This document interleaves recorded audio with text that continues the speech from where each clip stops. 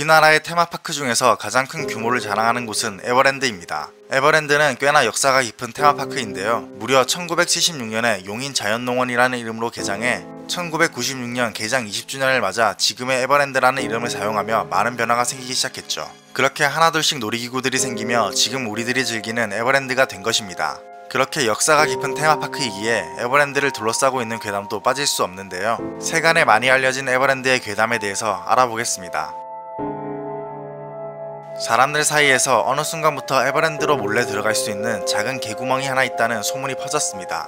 입장료를 내지 않고 에버랜드에 입장을 할 수 있다니 특히 어린 학생들에게는 큰 관심사였는데요. 하지만 이 개구멍 이야기에는 한 가지 불가능한 조건이 붙습니다. 바로 그 개구멍으로 들어가면 사파리의 사자우리로 연결된다는 괴담이었죠. 사실 사람이 드나들 수 있고 사자우리랑 연결된 그런 개구멍이 있다면 진작 보수를 하지 않았을까 싶네요.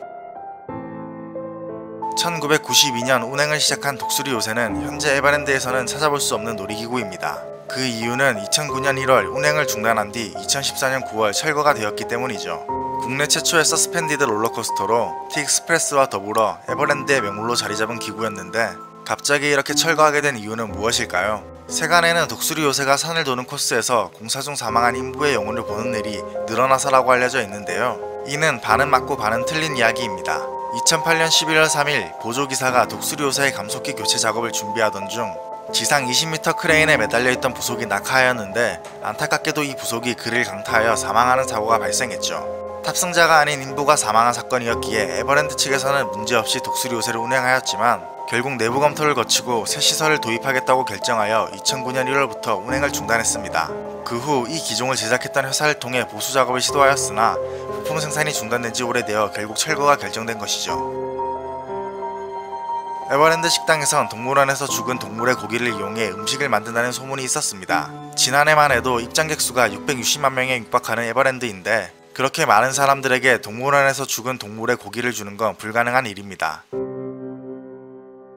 현재는 에버랜드에서 볼 수 없지만 360도 회전하는 샤크라는 놀이기구가 있었습니다.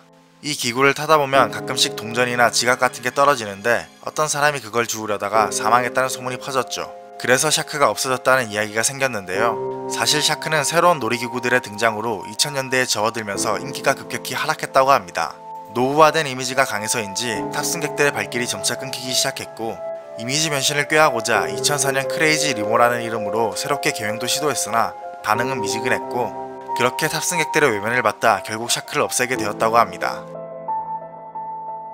과거 에버랜드에는 지구마을이라는 놀이기구가 있었습니다. 보트를 타고 동굴을 지나면 세계 각국의 의상을 입고 춤추는 인형들이 반겨주던 곳인데요. 이 인형에는 실제 사람의 머리카락이 들어갔다는 괴담이 있었습니다. 현재는 기구가 남아있지 않기에 알 수 없지만 회사의 입장에서 굳이 그런 수고를 했을까 싶네요.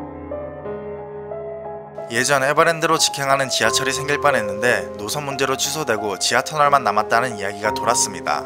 그리고 에버랜드 측에서는 그 터널을 이용해서 놀이기구를 만든다는 괴담이 퍼졌는데요. 하지만 아직까지 아무런 소식이 없는 것을 보면 그냥 괴담일 뿐이었네요. 이 외에도 다른 괴담도 존재할 텐데요. 여러분이 알고 계시는 괴담은 무엇인가요?